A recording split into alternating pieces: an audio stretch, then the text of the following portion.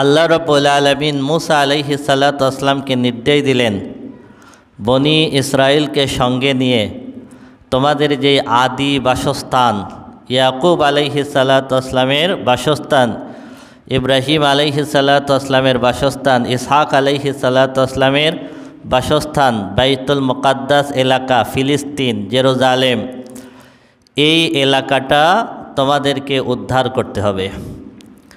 তখন এই এলাকায় বসবাস করতেছিল আমালিকা গোত্রের লোকেরা।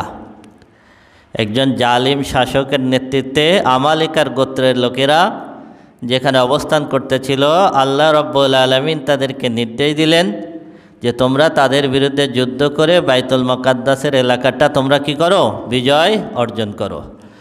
মুসা আলাইহিস সালাতু ওয়াস সালাম আল্লাহর পক্ষ থেকে নির্দেশ পেয়ে বনি ইসরাইলকে বলতেছেন, ওয়াইযা ক্বালা মুসা লিকওমিহি ইয়া কওমি যকুরু নি'মাতাল্লাহি আলাইকুম ইয জা'আলা ফীকুম আম্বিয়া ওয়া জা'আলাকুম মুলুকান ওয়া আতাকুম মা লাম ইউতি আহাদাম মিনাল আলামিন।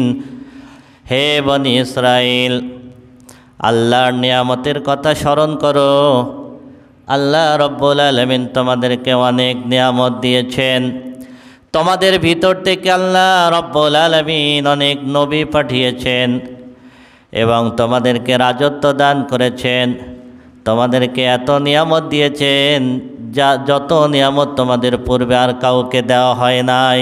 এত নিয়ামত আল্লাহ দিয়েছেন, তোমাদেরকে উদ্ধার করেছেন, ফেরাউনের বাহিনীদেরকে ডুবাই মেরেছেন। নিয়ামতের কথাগুলো স্মরণ করায় দিচ্ছেন। এরপরে আল্লাহর নির্দেশনা জানাচ্ছেন, ইয়া কওমি দুখুলুল আরদাল মুকাদ্দাসাতাল্লাতী কাতাবাল্লাহু লাকুম ওয়া লা তারতাদ্দু আলা আদবারিকুম ফাতানকালিবু খাসিরিন। হে আমার কওমের মানুষেরা, তোমরা বাইতুল মুকাদ্দাসের এলাকায় প্রবেশ করো। বাইতুল মুকাদ্দাসের এলাকায় তোমরা প্রবেশ করো।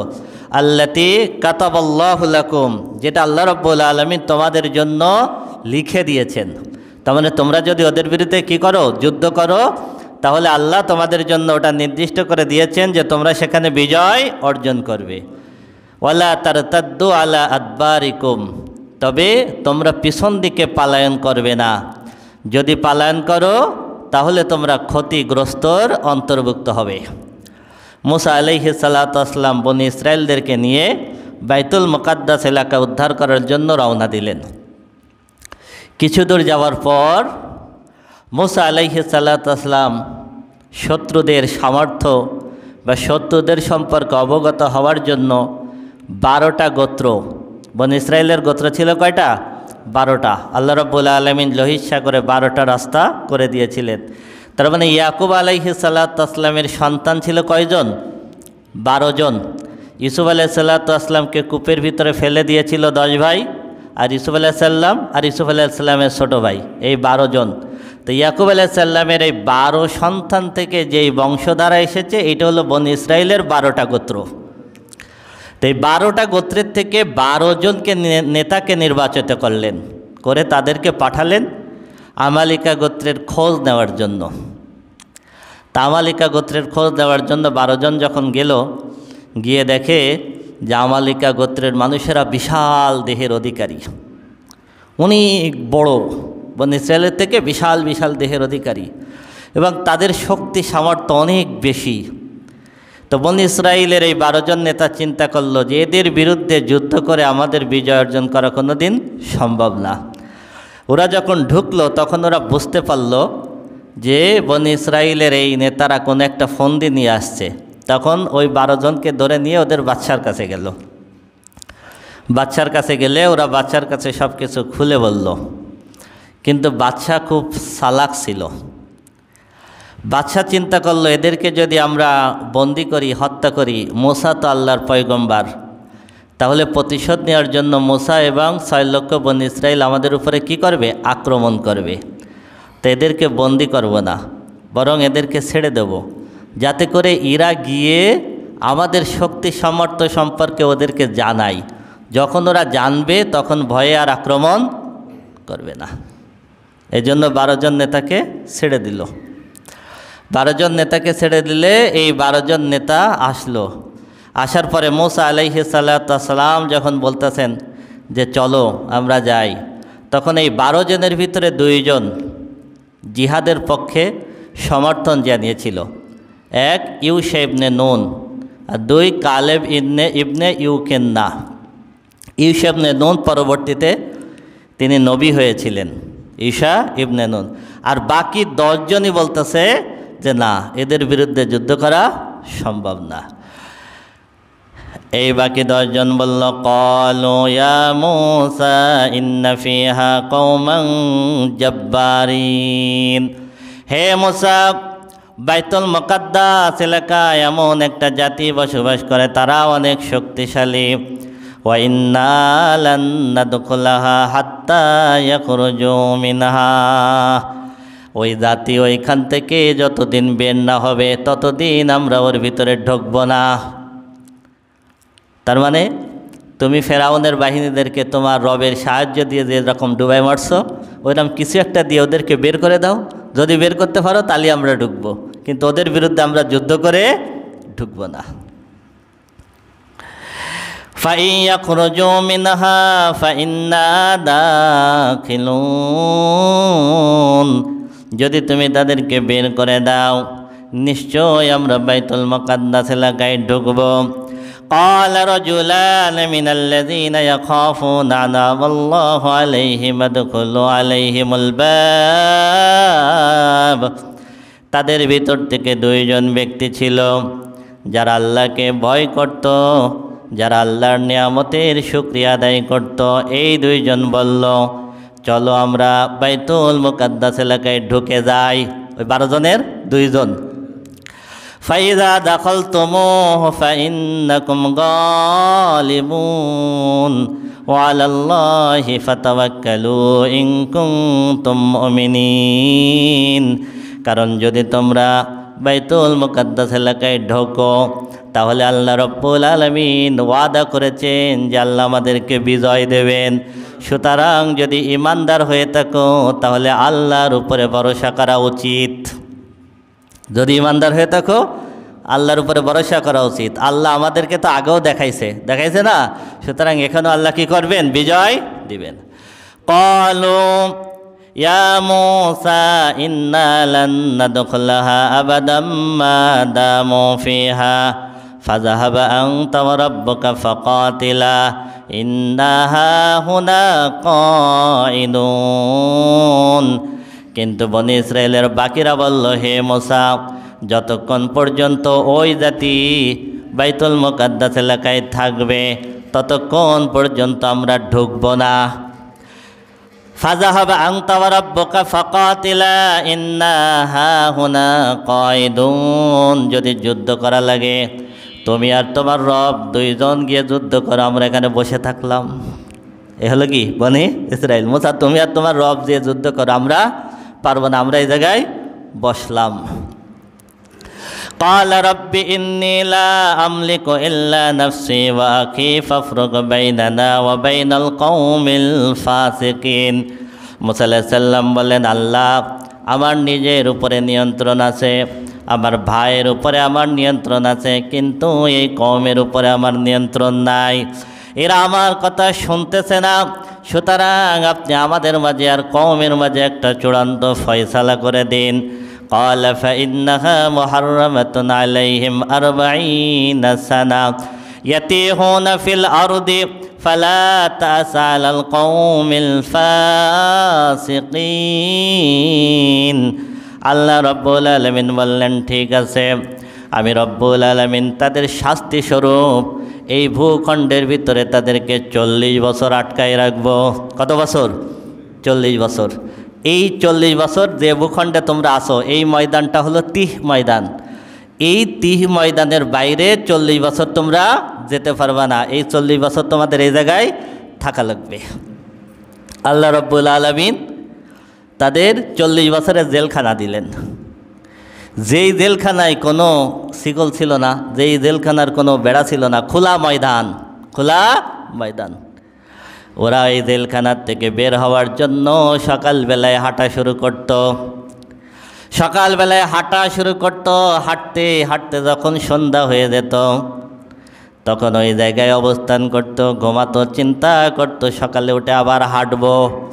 সকালে যখন ঘুম থেকে উঠতো তখন দেখতো সকালবেলায় যেখান থেকে হাঁটা শুরু করেছে ওই জায়গায় আবার কি সকালে হাঁটতো, হাঁটতে হাঁটতে রাত হয়ে যেত, যে ঘুমাতো, চিন্তা করতো এইখান থেকে হাঁটা শুরু করব। সকালবেলায় উঠে থেকে আগের দিন যেখান থেকে হাঁটা শুরু করছিলাম আবার সেই জায়গায়, মানে এই জেলখানার থেকে আর বের হতে পারে না। কত বছর? 40 বছর। আমালিকা গোত্রের বাদশাহ বনি ইসরাইলের 12 জন নেতাকে পাঠাই দিও, কিন্তু টেনশন মুক্ত হয় নাই। কি হয় নাই? টেনশন মুক্ত হয় নাই। কেন? ওর ভয় লাগতেছিল। মুসা আল্লাহর নবী, হারুন আল্লাহর নবী, এই চোখের সামনে কয়েকদিন আগে ফিরাউনের বাহিনীরে ধ্বংস করে আসছে। ফিরাউনের বাহিনী ধ্বংস করে আসছে, ওদের সাথে আল্লাহ আছে। যদি ওরা আক্রমণ করে তাহলে কি করতে পারবো না? আমরা টিকতে পারবো না। এই জন্য আমালিকা গোত্রের ভিতরে একজন আবেদ ব্যক্তি ছিল, একজন আলেম ছিল, তার নাম হলো বালআম ইবনে বাওর। একজন অনেক বড় আলেম এবং আবেদ ব্যক্তি ছিল বালআম ইবনে বাওর। ওরা বালআম ইবনে বাওরের কাছে গেল। বালআম ইবনে বাওরের একটা গুণ ছিল যে আল্লাহ রাব্বুল আলামিন তাকে এমন একটা ক্ষমতা দিয়েছিলেন যে সে আল্লাহর কাছে যা দোয়া করত আল্লাহ তাই কবুল করতেন। তোরা বালআম ইবনে বাওরের কাছে গিয়ে বলল, মুসা আর তার বাহিনীরা আমাদের বিরুদ্ধে যুদ্ধ করার জন্য আসছে, তুমি একটু মুসার বিরুদ্ধে বদদোয়া করো। বালআম ইবনে বাওর রাজি হলো না। কিভাবে সম্ভব? আল্লাহর পয়গম্বরের বিরুদ্ধে আমি বদদোয়া করব, এটা সম্ভব না। তখন আমালিকা গোত্রের মানুষেরা বালআম ইবনে বাওরকে অনেক অর্থ সম্পদ দিল। কি দিল? অনেক অর্থ সম্পদ দিল। আল্লাহ রাব্বুল আলামিন বালআম ইবনে বাওরকে দিয়ে আলেম এবং আবেদদেরকে একটা শিক্ষা দিচ্ছেন। কি শিক্ষা দিচ্ছেন? আমরা সব এই অর্থের কাছে আসলে কায়েত হয়ে যাচ্ছি। বিপুল পরিমাণ অর্থ যখন দিল তখন বালআম ইবনে বাওর মুসা আলাইহিস সালামের বিরুদ্ধে বদদোয়া করার জন্য রাজি হয়ে গেল। এবার বালআম ইবনে বাওর মুসা আলাইহিস সালামের বিরুদ্ধে বদদোয়া করা শুরু করলো। কি করা শুরু করলো? বদদোয়া করা শুরু করলো। কিন্তু মুখ দিয়ে যত বদদোয়া করে আল্লাহ রাব্বুল আলামিন কথাগুলো উল্টায়া দেন। সুবহানাল্লাহ। ও মুখ দিয়ে বলে একটা আর মুখ থেকে বেরোয় আর একটা।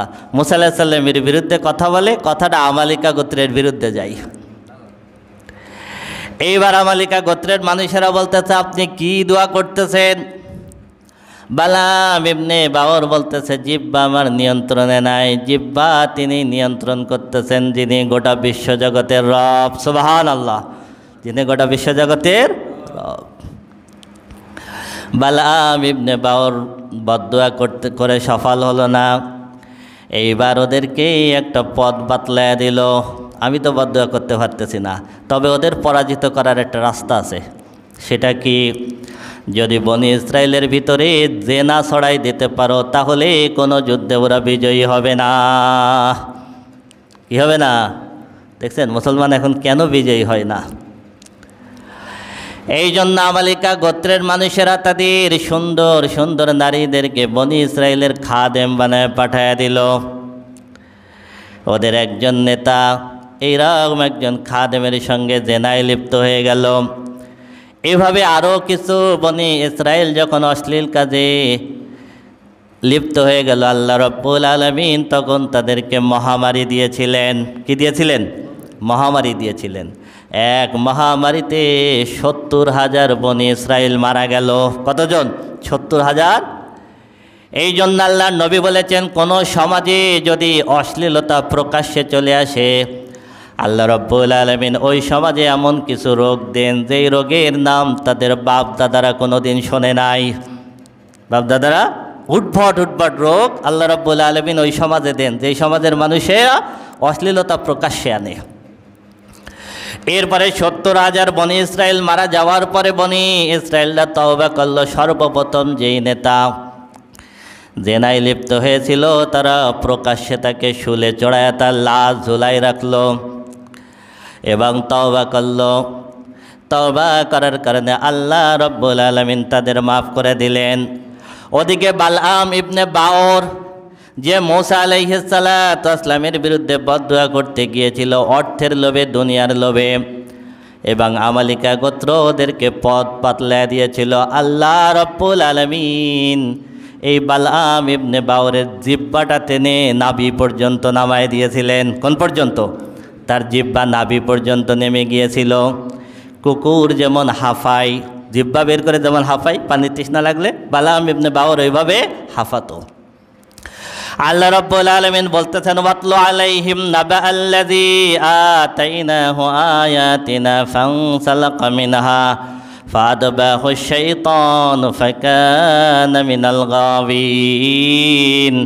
হে রাসূল, আপনি ওই ব্যক্তির কথা একটু তেলাওয়াত করে শোনান, যেই ব্যক্তিকে আমি রব্বুল আলামিন আয়াতের জ্ঞান শিক্ষা দিয়েছিলাম।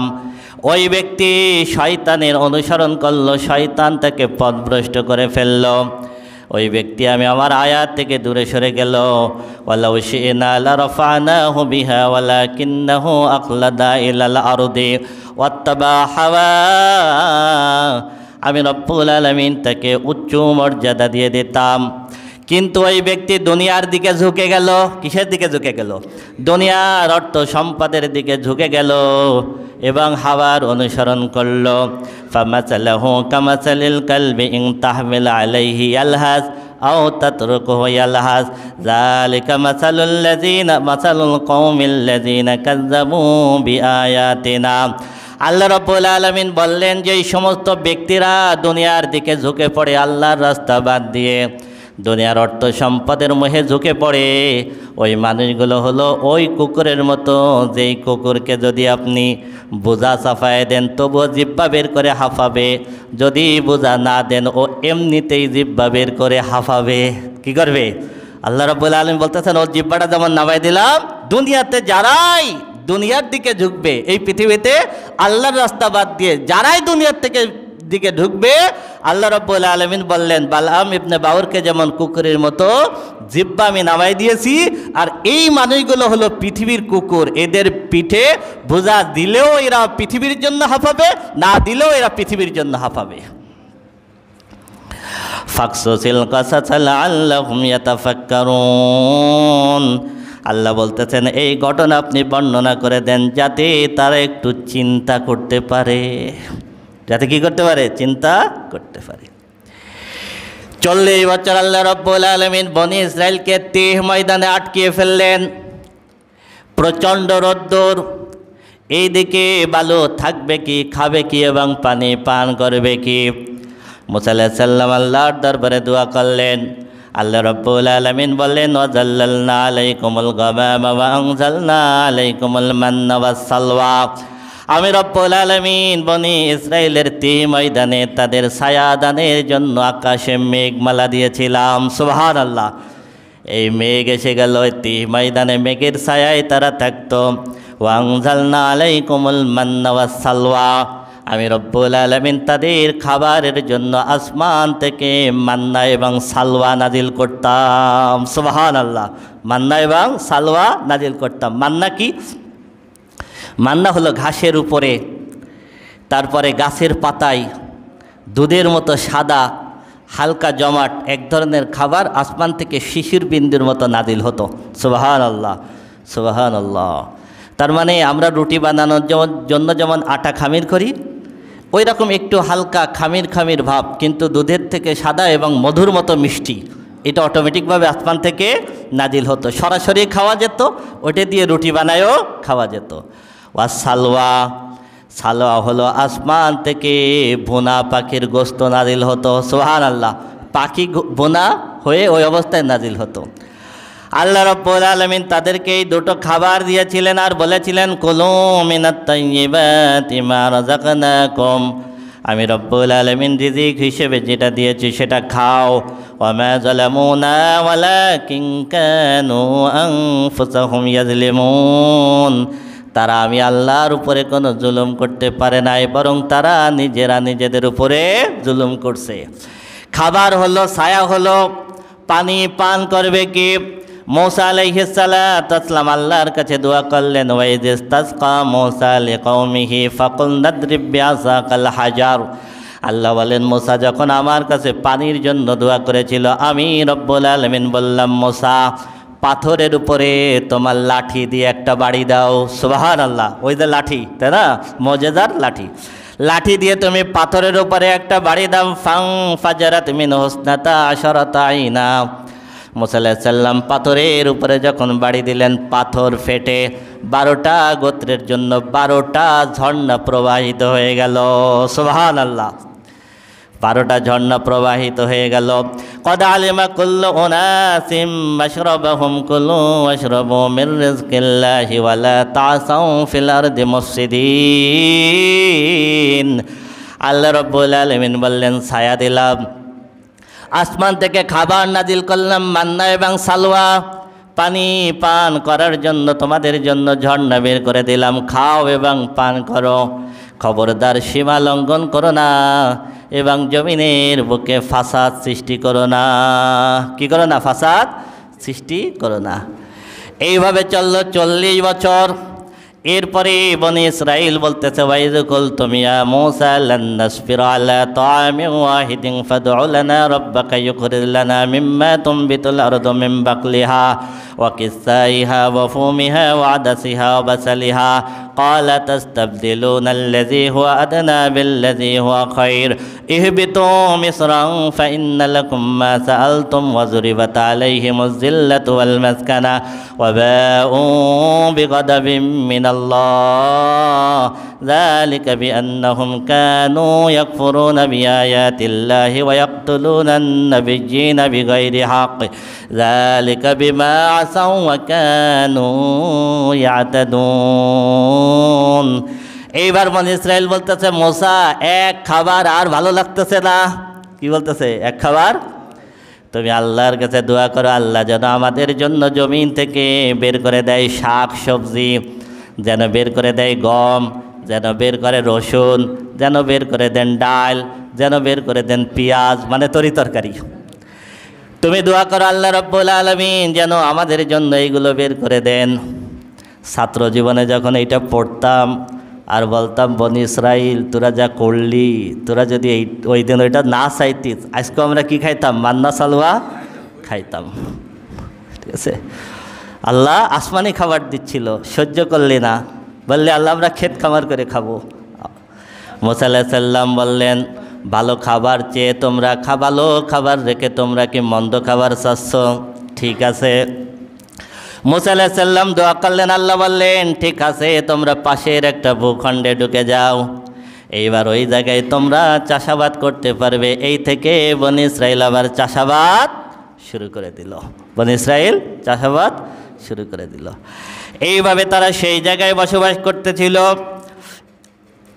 বনি ইসরাইলের একজন ব্যক্তি তার চাচাকে হত্যা করেছিল, চাচাতো বোনকে বিবাহ করার জন্য। কিসের জন্য? চাচাতো বোনকে বিবাহ করার জন্য চাচাকে হত্যা করলো। চাচাতো বোনকে বিবাহ করবে, চাচা রাজি হচ্ছে না, চাচার অনেক অর্থ সম্পদ, তখন সে চাচাকে হত্যা করলো। কিন্তু এই হত্যার কোনো সাক্ষী ছিল না, কোনো প্রমাণ ছিল না। বনি ইসরাইল মূসা আলাইহিস সালামের কাছে আসলো, আপনি একটু খুনিকে বের করে দেন। খুনিকে বের করার জন্য কোনো রাস্তা পাচ্ছেন না, কিভাবে খুনিকে বের করবেন? তখন আল্লাহ রাব্বুল আলামিন একটা নির্দেশ দিলেন, তোমরা একটা গাভী জবাই করো। গাভী জবাই করার পরে ওই গাভীর রানের গোশত মৃত ব্যক্তির গায়ে স্পর্শ করলে মৃত ব্যক্তি জীবিত হয়ে খুনির নাম বলে দেবে। সুবহানাল্লাহ। কি করবে? খুনির নাম।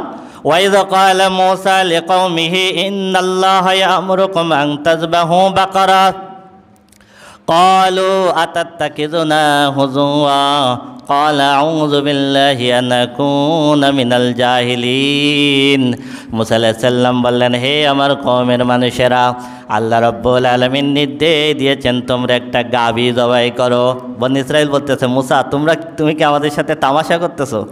এ কি সম্ভব? মূসা আলাইহিস সালাতু ওয়াস সালাম বললেন, না, আমি অজ্ঞদের অন্তর্ভুক্ত হওয়া থেকে আল্লাহর কাছে আশ্রয় চাচ্ছি, আমি কোনো তামাশা করতেছি না। ক্বালু উদউ লানা রাব্বাকা ইউবায়্যিন লানা মা হি قال إنه يقول إنها بقرة لا فارض ولا بك عوان بين ذلك ففعلوا ما تؤمرون। এবার বনি ইসরাইল বলতেছে, মুসা আমাদেরকে একটু বলে দাও গাভীটা কেমন হবে, গাভীটা কেমন হবে। এখানে আল্লাহ একটা শিক্ষা দিচ্ছেন, বেশি প্রশ্ন করলে পরিস্থিতিটা কঠিন হয়। কি হয় পরিস্থিতি? ওদেরকে বলেছে একটা গরু জবাই করো, একটা গরু জবাই করলে কিন্তু হয়ে যায়, কিন্তু জাতি তো বনি ইসরাইল, তাই না? বনি ইসরাইল বলতেছে গাভীটা কেমন হবে। এবার আল্লাহ বললেন গাভী হবে এমন যে এই গাভী বড় হবে না, ছোট হবে না, মাঝারি হবে। কি হবে? বড় হবে না, ছোট হবে না, মাঝারি হবে। قال إنه يقول إنها بقرة لا فارض ولا بكر عوان بين ذلك ففعلوا ما تؤمرون قالوا ادع لنا ربك يبين لنا ما لونها। বনি ইসরাইল বলতেছে মুসা একটু বলে দাও গাভীর কালারটা কি হবে, কি হবে গাভীর রং কি হবে। قال إنه يقول إنها بقرة صفراء। এবার আল্লাহ বলে দিলেন গাভী হবে হলুদ রঙের। দেন যত প্রশ্ন করতেছে তত কঠিন হচ্ছে, তাই না? হলুদ রঙের গাভী পাওয়া যায়? যায় না তো। ফাকিউল লাউনহা তাসুররুন নাযিরিন, যেই গাভী দেখার সঙ্গে সঙ্গে দর্শকের দৃষ্টি আকর্ষণ করবে। ক্বালু উদউ লানা রাব্বাকা ইউবাইয়্যিন লানা মা হি ইন্নাল বাকারাতা শাবাহা আলাইনা ওয়া ইন্না ইনশাআল্লাহু লামুহতাদুন। قال إنه يقول إنها بقرة لا ذلول تثير الأرض ولا تسقي الحرث مسلمة لا شية فيها قالوا الآن جئت بالحق فذبحوها وما كادوا يفعلون। এবার ওরা বলতেছে গাভীর ব্যাপারে আরও একটু বিস্তারিত বলেন যাতে আমরা পুরাপুরি বুঝতে পারি। এবার আল্লাহ বলতেছেন গাভী হবে এমন যেই গাভী কোনোদিন চাষাবাদে ব্যবহার করা হয় নাই, যেই গাভী দিয়ে কোনো দিন পানি সেচ দেওয়া হয় নাই, যেই গাভী শরীরে কোনো খুঁত থাকবে না। এইবার কি হয়ে গেল? বড় হবে না, ছোট হবে না, হলুদ রঙের হতে হবে, চাষাবাদে ব্যবহার হলে হবে না, পানি সেচে ব্যবহার হলে হবে না, তার গায়ে কোনো খুঁত থাকলে হবে না। এইবার বনি ইসরাইল খোঁজা শুরু করে দিল, কোনো জায়গায় এই গাভী খুঁজে পায় না, কোনো জায়গায়। আর একজন নেককার ব্যক্তি ছিল, দিনদার ব্যক্তি ছিল। এই ব্যক্তি মৃত্যুবরণের আগে তার একটা ছোট্ট সন্তান ছিল। এই সন্তানের জন্য তিনি একটা গাভী জঙ্গলে ছেড়ে দিয়েছিলেন। কি করে দিয়েছিলেন? আল্লাহ আমার ইন্তেকালের পর আমার ছেলে যদি বড় হয় তাহলে আমার ছেলেকে এই গাভীর দ্বারা তুমি একটা ভালো ব্যবস্থা করে দিও। এই যে সন্তান, এই সন্তান খুবই পিতামাতা ভক্ত ছিল। তো এই যে গাভীটা ছেড়ে দিয়েছিলেন, এই গাভী কোনো মানুষের কাছে আসতো না, মানুষ দেখলেই দৌড় দিত। এই সন্তান যখন একটু বড় হলো, বড় হওয়ার পরে তার মা বললেন তোমার জন্য তোমার পিতা একটা গাভী রেখে গেছেন, তুমি একটু যেয়ে ওটা খুঁজে নিয়ে আসো। ওই বাচ্চা যখন গাভীটা খুঁজতে গেলেন, গাভী ওই বাচ্চার কাছে দৌড়ে চলে আসলো। সুবহানাল্লাহ। এইবার এই বাচ্চা গাভী নিয়ে বাজারে তুলল বিক্রি করার জন্য। আল্লাহ রব্বুল আলামিন দুইজন ফেরেশতা পাঠালেন। দুইজন ফেরেশতা এসে গাভীর দরদাম জিজ্ঞেস করলো। বাচ্চা যখন দাম বলল তখন ওই দুইজন বলতেছে আমরা মানুষ না, আল্লাহর পক্ষ থেকে ফেরেশতা, তুমি এই গাভীটা এখন বিক্রি করবা না, বরং বনি ইসরাইল একটা গাভী খুঁজতেছে। কি করতেছে? বনি ইসরাইল একটা গাভী খুঁজতেছে। এই গাভী ছাড়া অন্য গাভীর সঙ্গে বৈশিষ্ট্য মিলবে না। যখন বনি ইসরাইল তোমার কাছে গাভী কিনতে আসবে, তুমি একটা শর্ত দিবা, গাভীর ওজন পরিমাণ স্বর্ণ দেওয়া লাগবে। সুবহানাল্লাহ, সুবহানাল্লাহ। ওদিকে আল্লাহ মিলাই দিলেন, দেখছেন? বনি পিতামাতার ভক্ত সন্তানের জন্য আল্লাহ ব্যবস্থা করে দিলেন। বনি ইসরাইল খুঁজতে খুঁজতে যখন তার কাছে চলে আসলো, চলে আসার পরে ও শর্ত দিল এই গাভীর ওজন পরিমাণ স্বর্ণ দেওয়া লাগবে। বনি ইসরাইল ওই পরিমাণ স্বর্ণ দিয়ে গাভী ক্রয় করে নিয়ে গেল। সুবহানাল্লাহ। ওয়াইদ কাতালতুম নাফসান ফাদ্দারাতুম ফিহা আল্লাহু মুখরিজুম মা কুনতুম তাকতুমুন ফাকুলনা দ্রিবুহু বিবাদিহা কাযালিকা ইউহয়িল্লাহুল মাউতা ওয়া ইউরিকুম আয়াতিহি লাআল্লাকুম তাকিলুন। গাভী এনে যখন ওর সঙ্গে স্পর্শ করলো, সে জীবিত হয়ে মৃত ব্যক্তির নাম, ভাতিজার নাম বলে দিয়ে আবার মারা গেল। আল্লাহ রব্বুল আলামিন বললেন, এভাবেই আমি রব্বুল আলামিন মৃতকে জীবিত করব। সুবহানাল্লাহ, এভাবে আমি আল্লাহ। সুম্মা কাসাত কুলুবুকুম মিন বাদি যালিকা ফাহিয়া কাল হিজারাতি আও আশাদ্দু কাসওয়া ওয়া ইন্না মিনাল হিজারাতি লামা ইয়াতাফাজ্জারু মিনহুল আনহারু ওয়া ইন্না মিনাল হিজারাতি লামা ইয়াতাফাজ্জারু মিনহুল আনহারু ওয়া ইন্না মিনহা লামা ইয়াশাক্কাকু ফায়াখরুজু মিনহুল মা ওয়া ইন্না মিনহা লামা ইয়াহবিতু মিন খাশিয়াতিল্লাহ ওয়া মাল্লাহু বিগাফিলিন আম্মা তা'মালুন। আল্লাহ বলতেছেন, এত কিছু দিয়ে তোমাদেরকে বোঝালাম, এতভাবে আমি রব্বুল আলামিন তোমাদেরকে বোঝালাম, তারপরও তোমাদের অন্তরটা পাথর অথবা পাথরের থেকেও তোমাদের অন্তর কঠিন হয়ে গেল। কি হয়ে গেল? পাথরের থেকেও তোমাদের অন্তর কঠিন। আল্লাহ বলতেছেন, কারণ পাথর আল্লাহর ভয়ে কাঁদে। আল্লাহ রব্বুল আলামিন এখানে পাথরের 3 ধরনের কান্না বর্ণনা করেছেন। কয় ধরনের? 3 ধরনের কান্না। 1 নম্বর হলো পাথর আল্লাহর ভয়ে কাঁদে, এই কাদার কারণে পাথর পেড়ে ফেটে আল্লাহ রব্বুল আলামিন নদী প্রবাহিত করে দেন। সুবহানাল্লাহ, ঝর্ণা প্রবাহিত করে দেন। আর 2 নম্বর হলো পাথর আল্লাহর ভয়ে ফেটে যায়, ফেটে যাওয়ার কারণে টপ টপ করে তার ভিতর থেকে পানি বের হয়। 3 নম্বর হলো কোনো কোনো পাথর আল্লাহর ভয়ে থরথর করে কাঁপে, কাঁপতে কাঁপতে পাহাড়ের উপর থেকে খসে পড়ে। দেখেন, কান্না 3 ধরনের। 1 নম্বর হলো চোখ থেকে ঝরঝর করে পানি পড়বে। আর 1 ধরনের কান্না হলো আপনার বুক ফেটে যাবে, চোখ থেকে আস্তে আস্তে 1 ফোঁটা 2 ফোঁটা পানি বের হবে। আর 3 নম্বর, অধিক শোকে মানুষ পাথর হয়ে যায়, অন্তর ফেটে চৌচির হয়ে যায়, চোখের থেকে পানি বের হয় না। আল্লাহ বলেন, 3 ধরনের কান্না পাথরের ভিতর আছে। আমি রব্বুল আলামিন তোমাদের কাছে এত নিদর্শন দিই, পাথর কাঁদে, তোমাদের অন্তর পাথরের থেকেও কঠিন হয়ে গেছে, তোমাদের অন্তর নরম হয় না। এত বোঝায়, তারপরে কি হয় না? তোমরা পাথরের থেকেও কঠিন হয়ে গেছো, পাথরের থেকেও কঠিন হয়ে গেছো। মূসা আলাইহিস সালাতু ওয়াসসালামকে বনি ইসরাইল একবার জিজ্ঞেস করলো, হে মূসা, এই জামানায় তোমার থেকে জ্ঞানী কোনো ব্যক্তি আছে কিনা? মূসা আলাইহিস সালাতু ওয়াসসালাম বললেন, হ্যাঁ, আমার থেকে জ্ঞানী কোনো ব্যক্তি নেই, আমি সব থেকে জ্ঞানী। আমি এখানে পুরো আয়াত বলবো না, যেহেতু আয়াত বলতে গেলে টাইমে পারবো না, অনেক দীর্ঘ আলোচনা। আমি মূল কথাটা সংক্ষেপে এখান থেকে যতটুকু সম্ভব বলে দিই। মূসা আলাইহিস সালাতু ওয়াসসালাম বলেছিলেন একটা দৃষ্টিকোণ থেকে, সেটা হলো যে যেহেতু মূসা আলাইহিস সালাতু ওয়াসসালাম পয়গম্বর, আল্লাহ রাব্বুল আলামিন সাধারণত জামানার শ্রেষ্ঠ আলেমকেই নবী বানান। সেই হিসেবে মূসা আলাইহিস সালাতু ওয়াসসালাম এইভাবে বলেছিলেন যে আমি সবথেকে বড় আলেম, আমার থেকে বড় আলেম এই জামানায় নেই। কিন্তু আল্লাহ রাব্বুল আলামিন কথাটা এইভাবে বলাটা পছন্দ করেন নাই। আল্লাহ চেয়েছিলেন মূসা আলাইহিস সালাতু ওয়াসসালাম যেন এভাবে বলে যে আল্লাহই সবথেকে ভালো জানেন। আল্লাহ রাব্বুল আলামিন বললেন, মূসা, তোমার থেকেও আরও জ্ঞানী ব্যক্তি এই জামানায় আমি আল্লাহ রেখে দিয়েছি। মূসা আলাইহিস সালাতু ওয়াসসালাম বললেন, আল্লাহ, আমি সেই ব্যক্তির সঙ্গে দেখা করতে চাই। আল্লাহ রাব্বুল আলামিন বললেন, ঠিক আছে, তুমি মাছ ভাজি করবা, এই ভাজি করে নিয়ে তুমি নদীর পাড় থেকে হাঁটতে থাকবা।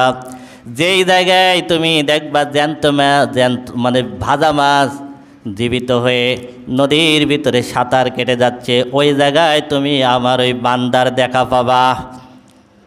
মূসা আলাইহিস সালাতু ওয়াসসালাম মাছ ভেজে নিয়ে রওনা দিলেন, সাথে ইউশা ইবনে নুন।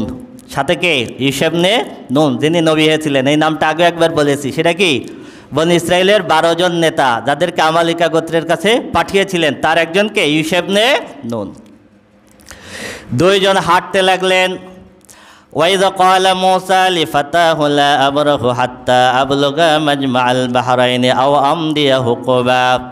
তিনি সাথীকে বললেন, আমরা হাঁটতে থাকবো নদীর কোল থেকে, যেই জায়গায় 2টো সমুদ্র এক জায়গায় মিলিত হয়েছে, এমন একটা জায়গা যেখানে 2টো সমুদ্র ফালাম্মা বালাগা মাজমা বাইনিহিমা নাসিয়া হুতাহুমা ফাত্তাখাযা সাবিলাহু ফিল বাহরি সারাবা।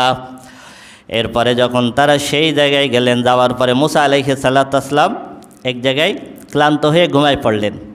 ইউসুফ ইবনে নুন পাথরের উপরে বসে আছেন, আর পাশে সেই ভাজা মাছ। ইউসুফ ইবনে নুন আবার দেখতেছেন ভাজা মাছ একটা লাফ দিয়ে নদীর ভিতরে পড়লো, পড়ে সাঁতার কেটে গেল। যে জায়গা দিয়ে সাঁতার কাটতেছেন ওইখান থেকে একটা সুড়ঙ্গ রাস্তা হয়ে গেছে। সুবহানাল্লাহ। মুসা আলাইহিস সালাম ঘুমান্ত, ঘুমের থেকে যখন জাগলেন তখন ইউসুফ ইবনে নুন এই ঘটনা মুসা আলাইহিস সালামকে বলবেন, কিন্তু ভুলে গেলেন। ওইখান থেকে উঠে আবার দুইজন হাঁটা শুরু করলেন। কিছু দূর হাঁটার পর ফালাম্মা জাওয়াজা ক্বালা লিফাতাহু আতিনা গাদানা লাকাদ লাকিনা মিন সাফারিনা হাযা নাসাবা। কিছু দূর যাওয়ার পরে মুসা আলাইহিস সালামের খুব ক্ষুধা লাগছে। ক্ষুধা লাগার পরে বলতেছে, আমাদের খাবার আছে, ওই খাবার বের করো তো। যখন খাবার বের করার কথা বলছে তখন ওই থলের ভিতরে খাবার আছে। তখন ওই ইউসুফ ইবনে নুনের তখন মনে পড়ছে। মনে পড়ার পরে মুসা আলাইহিস সালাতু ওয়াসসালামকে বলতেছেন, আপনার কি মনে আছে আপনি এক জায়গায় ঘুমাইছিলেন, ওই জায়গায় এই ভাজা মাছ নদীর ভিতরে লাফ দিয়ে সাঁতার কেটে চলে গেছে। মুসা আলাইহিস সালাতু ওয়াসসালাম বললেন, ক্বালা যালিকা মা কুন্না নাবগি, আমরা তো ওই জায়গাটাই খুঁজতেছি, চলো সেইখানে যাব। আবার ফিরে সেই জায়গায় আসলেন, সেই জায়গায় চলে আসলেন। এরপরে ওই সুড়ঙ্গ পথ দিয়ে মুসা আলাইহিস সালাম নেমে গেলেন। যাওয়ার পরে সমুদ্রের তলদেশে একটা খোলা মরুভূমির মতো জায়গা, এই জায়গায় চলে গেলেন। গিয়ে দেখেন একজন ব্যক্তি ঘুমানো। মুসা আলাইহিস সালাম সালাম দিলেন। ঘুমান্ত ব্যক্তি জিজ্ঞেস করলেন, কে? মুসা আলাইহিস সালাম বললেন, আমি মুসা। তখন এই ব্যক্তি বলতেছে, তুমি কি বনি ইসরাইলের মুসা নাকি? মুসা আলাইহিস সালাম অবাক হয়ে গেছে, আমি তো পরিচয় দিই নাই। ইনি হলেন হজরত খিজির আলাইহিস সালাম। ইনি কি হজরত খিজির আলাইহিস সালাতু ওয়াসসালাম। অনেকে বলেছেন তিনি ছিলেন নবী, তবে অধিকাংশের মতে তিনি নবী ছিলেন না। এমন একজন ব্যক্তি যে আল্লাহ রাব্বুল আলামিন তাকে অনেক জ্ঞান দিয়েছেন।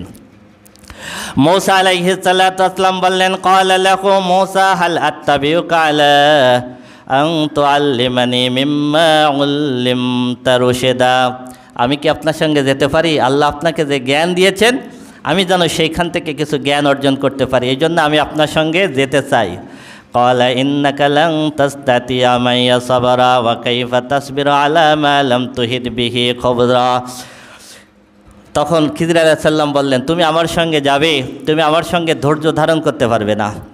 কারণ তুমি কিভাবে ধৈর্য ধারণ করবে? এমন কিছু জিনিস তুমি দেখবে যেই জিনিসের ব্যাপারে তোমার কি নাই, খবর নাই। মুসা আলাইহিস সালাতু ওয়াসসালাম বললেন, ঠিক আছে, আমি ধৈর্য ধারণ করব। মুসা আলাইহিস সালাতু ওয়াসসালামকে নিয়ে খিজির আলাইহিস সালাতু ওয়াসসালাম রওনা দিলেন। আমি মূল সংক্ষেপে ঘটনাটা বলে দিচ্ছি।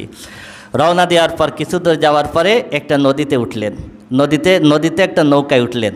নৌকা পার হওয়ার পর খিজির আলাইহিস সালাতু ওয়াসসালাম আঘাত করে নৌকার তলাটা ফুটো করে দিলেন। মুসা আলাইহিস সালাতু ওয়াসসালাম বলতেছে, আপনি কি করলেন?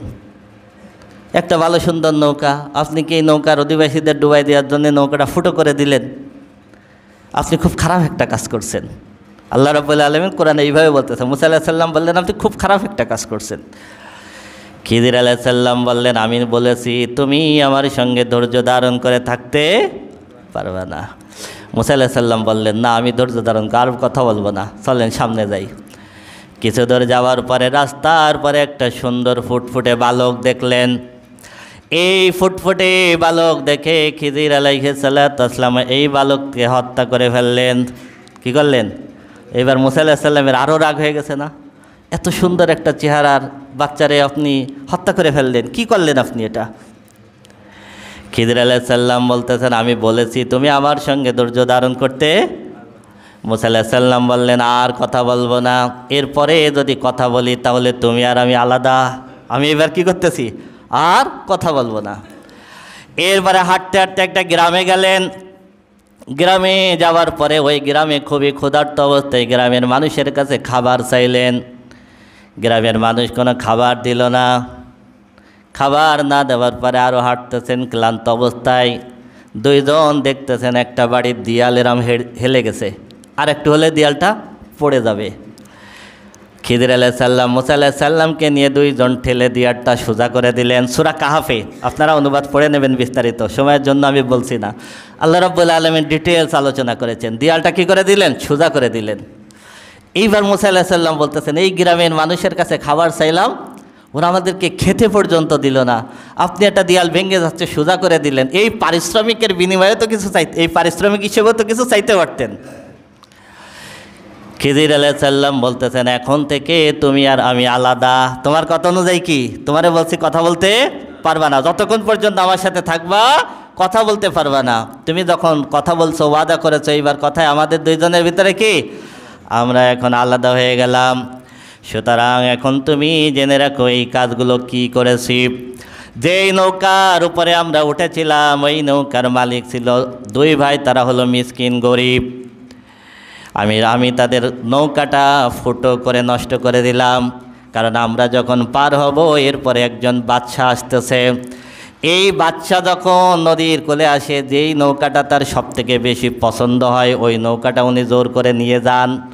বাচ্চা যখন এই নৌকাটা জোর করে ছিনায় নেবে তখন এই বাচ্চা দুটোর ইনকাম বন্ধ হয়ে যাবে। এই কারণে আমি নৌকা ফুটো করে দিলাম, যাতে করে ফুটো নৌকা বাচ্চা না নেয়। সুবহানাল্লাহ, ফুটো নৌকা বাচ্চা না নেয়। আরও কিছু দ্বারা আসার পরে যে এই বালকটাকে আমি হত্যা করলাম, এই বালকের বাপ মা দুইজন খুব দিনদার, খুব আল্লাহওয়ালা মানুষ। কিন্তু এই বালকটা যখন বড় হবে তখন একজন সন্ত্রাস হবে, রাহাজানি করবে, আল্লাহকেও অস্বীকারী হবে। এই সন্তান পিতামাতার মান সম্মান হানির কারণ হবে। এই কারণে আমি এই সন্তানটাকে হত্যা করে দিলাম। বিনিময়ে আল্লাহ রাব্বুল আলামিন তার পিতা মাতাকে একজন নেককার সন্তান দান করবেন। সুবহানাল্লাহ। এরপরে যেই গ্রামের ভিতরে ঢুকলাম, এই গ্রামে যেই দেয়ালটা হেলে পড়ে যাচ্ছিল ওই দেয়াল হলো দুইজন এতিম বালকের বাড়ি। তাদের পিতা একজন ভালো মানুষ ছিলেন। তাদের পিতা তাদের জন্য এই দেয়ালের নিচে অনেক স্বর্ণ অলঙ্কার লুকায় রেখেছেন। কি করেছেন? লুকায়। দেয়ালটা যদি পড়ে যায় স্বর্ণ অলঙ্কার বের হয়ে যাবে, অন্যরা এটা নিয়ে যাবে। এই জন্য এটা আমি সোজা করে দিলাম, যাতে করে এই এতিমরা যখন বড় হবে আল্লাহর রহমতে তারা একদিন এই সম্পদ খুঁজে পাবে। সুবহানাল্লাহ। এরপরে খিদির আলাইহিস সালাম বললেন, ওয়ামা ফালতুহু আন আমরি, আমি এর কোনো কিছুই নিজের থেকে করি নাই, সব কিছু করেছি সেটাই যেটা আল্লাহ আমাকে নির্দেশ দিয়েছেন। সুবহানাল্লাহ, সুবহানাল্লাহ। যালিকা তাবিলু মা লাম তাসতি আলাইহি সাবরা, আর এটাই হলো সেই ঘটনা যেটার উপরে তুমি ধৈর্য ধারণ করতে পারো নাই। কারণের ঘটনা আজকের বলবো না, এখানে শেষ করে দিই। মুসা আলাইহিস সালাতু ওয়াসসালামের ইন্তেকাল। আল্লাহ রাব্বুল আলামিন মুসা আলাইহিস সালাতু ওয়াসসালামকে কীভাবে ইন্তেকাল দিয়েছেন বুখারী সহ অনেকগুলো হাদিসের কিতাবে আছে। মুসা আলাইহিস সালাতু ওয়াসসালামের ইন্তেকালের সময় যখন আসলো, তার আগে হারুন আলাইহিস সালামের ইন্তেকালটা বলি। হারুন আলাইহিস সালাম মুসা আলাইহিস সালামের 3 বছর আগে ইন্তেকাল করেছেন। আল্লাহ রাব্বুল আলামিন মুসা আলাইহিস সালামকে বললেন, হারুনকে আমি মৃত্যু দান করব, তুমি হারুনকে অমুক একটা পাহাড়ে নিয়ে আসো। মুসা আলাইহিস সালাতু ওয়াসসালাম হারুনকে নিয়ে গেলেন সেই পাহাড়ে। যখন যাচ্ছেন তখন পাহাড়ের পাদদেশে দেখলেন হারুন সুন্দর একটা গাছ, সেই গাছের পাশে সুন্দর একটা বাড়ি, এই বাড়ির ভিতরে সুন্দর একটা খাট। এই সুন্দর খাট দেখে হারুন আলাইহিস সালাম মুসাকে বলতেছেন, এই বাড়ি আর খাট আমার খুব পছন্দ হয়ে গেছে, আমার মন চাচ্ছে এই খাটের উপরে একটু ঘুমাই, খাটের উপরে একটু ঘুমাই। মুসা আলাইহিস সালাম বললেন, ঠিক আছে ঘুমাও। হারুন আলাইহিস সালাম খাটের উপরে ঘুমালেন। এই ঘুমের ভিতরে হারুন আলাইহিস সালামের ইন্তেকাল হয়ে গেল। ফেরেশতারা খাটটা আসমানে তুলে নিলেন। মুসা আলাইহিস সালাম যখন বনি ইসরাইলের কাছে আসলেন, বনি ইসরাইল বলতেছে, মুসা নিশ্চয় তুমি হারুনকে হত্যা করেছো। মুসা আলাইহিস সালাম একা একা আসছেন, তাই না? নিশ্চয় তুমি কি করছো? আল বেদায়া নেহায়ের ভিতরে বিস্তারিত ডিটেল আছে, ইবনে কাসির লিখেছেন। হারুনকে তুমি হত্যা করেছো, তোমার ভাইকে তুমি হত্যা করেছো। মুসা আলাইহিস সালাম বললেন, আমি কেন হত্যা করব? বনি ইসরাইল কোনোভাবেই মানে না। আল্লাহ রাব্বুল আলামিনের কাছে মুসা আলাইহিস সালাম দোয়া করলেন। দোয়া করলে আল্লাহ রাব্বুল আলামিন হারুন আলাইহিস সালামের লাশ খাট সহ আবার শূন্যের উপরে নামাই দিলেন। সুবহানাল্লাহ। বনি ইসরাইল দেখলো শূন্যের উপরে আল্লাহ রাব্বুল আলামিন আবার হারুন আলাইহিস সালামের খাট নামাই দিলেন। মূসা আলাইহিস সালাতু ওয়াসসালামের যখন ইন্তেকালের সময় হলো, মুসনাদে আহমদের ভিতরে বিস্তারিত আছে, বুখারীর ভিতরে আছে, আর অন্যান্য হাদিসের কিতাবে আছে। মূসা আলাইহিস সালামের ইন্তেকালের সময় যখন আসলো, আজরাইল আসলেন মূসা আলাইহিস সালাতু ওয়াসসালামের কাছে। আজরাইল আসার পরে মূসা আলাইহিস সালাতু ওয়াসসালাম আজরাইলের একটা থাপ্পড় মারলেন। থাপ্পড় মারার কারণে আজরাইলের চোখ নষ্ট হয়ে গেল। আজরাইল আলাইহিস সালাম আল্লাহর দরবারে চলে গেলেন। আল্লাহ কার জান কবজ করতে পাঠাইলেন? সে তো মৃত্যু চাই না। আল্লাহ রাব্বুল আলামিন বললেন, মূসাকে গিয়ে বলো, মূসা একটা গরু বা গাভীর পিঠে হাত দেবে, সেই গাভীতে যতগুলো পশম তত বছর তার হায়াত দেওয়া হবে। আজরাইল এসে মূসা আলাইহিস সালাতু ওয়াসসালামকে বললেন। মূসা আলাইহিস সালাতু ওয়াসসালাম বললেন, তাহলে এত বছর হায়াত পাওয়ার পরে আমার কি হবে? তখন আজরাইল বলতেছেন, মৃত্যু হবে। তা মূসা আলাইহিস সালাতু ওয়াসসালাম বললেন, এত বছর হায়াত পাওয়ার পরেও যদি মৃত্যু হয়, তাহলে সেই মৃত্যু এত বছর পরে যায় লাভ কি? মৃত্যু তো হবেই, তাহলে এখন আমার জান কবজ করতে পারো। তবে মূসা আলাইহিস সালাম আল্লাহর কাছে দোয়া করেছিলেন, আল্লাহ বনি ইসরায়েলকে নিয়ে বাইতুল মুকাদ্দাস এলাকার ভিতরে ঢুকতে পারে নাই, তবে আমার কবরটা যেন বাইতুল মুকাদ্দাসের এরিয়ার একটু পাশে হয়। রাসূল আকরাম সাল্লাল্লাহু আলাইহি সাল্লাম বলেছেন, আমি মিরাজের রজনীতে যখন বাইতুল মুকাদ্দাসে যাই, তখন মূসা আলাইহিস সালামের কবরের পাশ দিয়ে যাচ্ছিলাম, আমি দেখেছি মূসা আলাইহিস সালাম কবরের ভিতরে নামাজ পড়তেছেন। সুবহানাল্লাহ। এটা বাইতুল মুকাদ্দাসের সীমানার থেকে একটা ঢিল ছুড়লে যতটুকু যায়, এতটুক পাশে ছোট্ট একটা লাল টিভির পাশে আমি যদি ওই জায়গায় থাকতাম, তোমাদেরকে এখন মূসা আলাইহিস সালামের কবর দেখাতে পারতাম। ইন্তেকাল কিভাবে হয়েছিল? দুইটা রওয়ায়াত আছে। একটা রেওয়ায়েতে আজরাইল আলাইহিস সালাম মূসা আলাইহিস সালামের নাকের কাছে একটা ঘ্রাণ দিলেন, একটা জিনিস শুকতে দিলেন, যেটা ঘ্রাণ। মূসা আলাইহিস সালাম ঘ্রাণ শুকার সাথে সাথে তার মৃত্যু হয়ে গেল। দ্বিতীয় রেওয়ায়েত, মূসা আলাইহিস সালাম একদিন ওই বাইতুল মুকাদ্দাসের এলাকা, যে এলাকায় তার কবর হবে, ওই পাশ দিয়ে তিনি হাঁটে যাচ্ছেন, দেখেন কিছু মানুষ একটা কবর খুঁড়তেছে, খুব সুন্দর কবর। মূসা আলাইহিস সালাম বলতেছেন, এত সুন্দর কবর কার জন্য খুঁড়তেছো? তখন তারা বলতেছে, একজন আল্লাহর নেককার বান্দার জন্য খুঁড়তেছি। খুঁড়তেছে কারা? ফেরেশতারা। একজন নেককার বান্দার জন্য খুঁজতেছি, তোমার যদি মন চায় সুন্দর কবর একটু শুয়ে দেখতে পারো। মূসা আলাইহিস সালাম কবরের ভিতরে শুলেন, সঙ্গে সঙ্গে মূসা আলাইহিস সালামের মৃত্যু হয়ে গেল।